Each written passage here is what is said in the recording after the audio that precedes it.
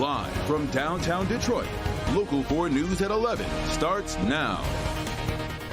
New video captures a U-Haul waving in and out of traffic as the driver tries to escape police for nearly an hour.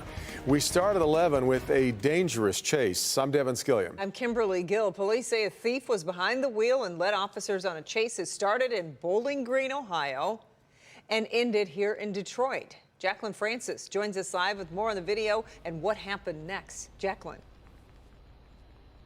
That heist took place at a Kroger in Bowling Green, Ohio. Police say the suspect loaded up the trailer with $1,400 worth of booze and other items, including paper towel, or at least that's what we see when Detroit police finally make that arrest and crack the U-Haul open. And the chase is on. This is dash cam video from a Bowling Green police cruiser. The pursuit began Wednesday night after police say the driver stole from a Kroger, taking off with $1,400 worth of booze and other items. You see here the driver tries to ditch police by pulling a U-turn, crashing through the median. But the chase goes on. Before long, multiple police cruisers are tailing the U-Haul. About a half hour later, they're crossing into Michigan. The pursuit stretched roughly 80 miles, taking well over an hour and ripped through multiple jurisdictions. Police say the suspect eventually parked in Detroit and began to walk away. Officers arrested the 54-year-old Ann Arbor man who had an active probation violation out of Wayne County. Here's police getting a look inside the U-Haul, where officers say they found the stolen items and suspected crack cocaine on the floorboard. We are still waiting to learn the name of the suspect and the charges he's facing, not only here in Wayne County, but in Ohio as well. Reporting live in Detroit, Jacqueline Francis, back to you guys. Good thing nobody was hurt in all of that. Jacqueline, we appreciate you reporting tonight. A Detroit gas station clerk goes before a judge on involuntary manslaughter charges for a triple shooting prosecutors say happened on his watch. Investigators say Al Hassan Ayash locked 3 people inside the mobile gas station on West McNichols with the suspect inside because the suspect tried to leave without paying for his $4 tab. Police say that man threatened to shoot the 3 innocent people inside if the clerk didn't unlock the door. And they say that when Ayash refused, he opened fire, killing 1 man, wounding 2 others. Prosecutors say Ayash escalated the situation. His attorney says he used poor judgment but shouldn't be charged.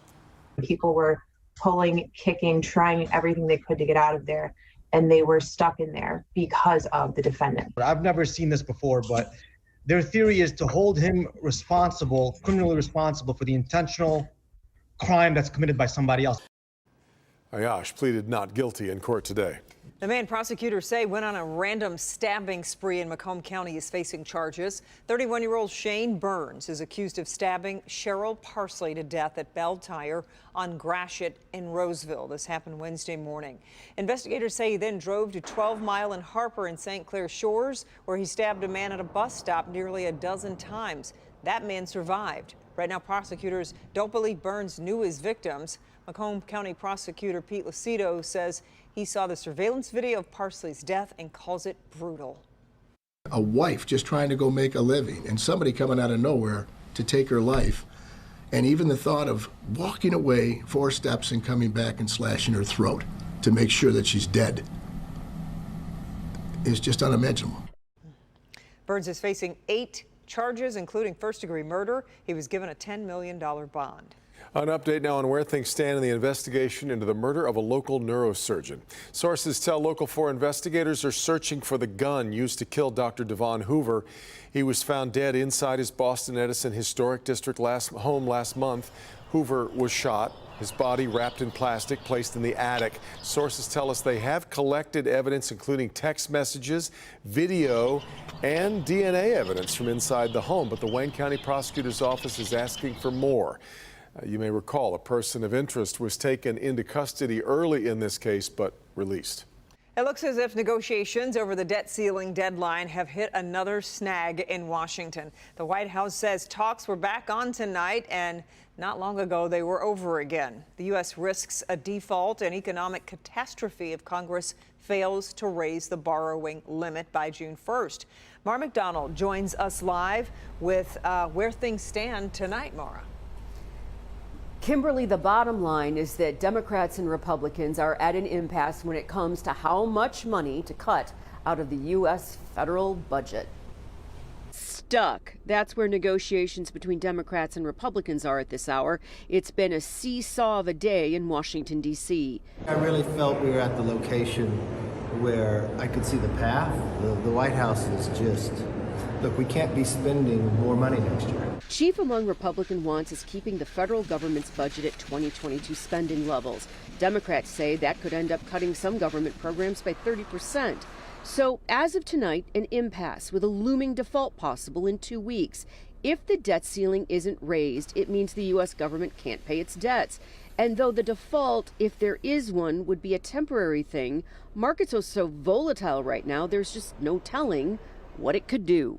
You go back to 2011, the last time we had this kind of very difficult drama, and the stock market fell 17%. Back here live. So will Democrats and Republicans hit the negotiating table again this weekend in D.C.? Right now, they're being very non-committal. We're live downtown. I'm Mara McDonald, Local 4. We'll certainly keep our eye on it. Mara, thank you.